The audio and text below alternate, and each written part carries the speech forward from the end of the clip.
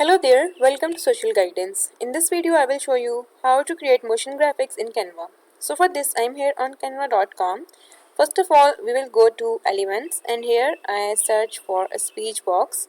So we will go with this one here.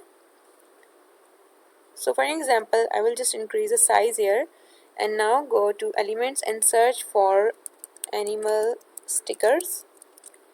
Then here in the filter section you need to choose animated and then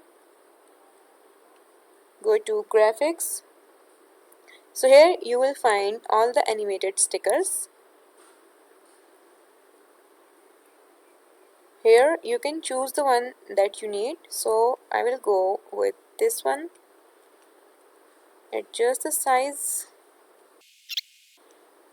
Okay, so now you need to choose all this here and then go to animate, and here you can choose this one. You can go with the basic one or you can go with exaggerate here. In this way you can animate on Canva. If this video helped you, leave a like on the video and make sure to subscribe our channel. Thank you for watching. Bye.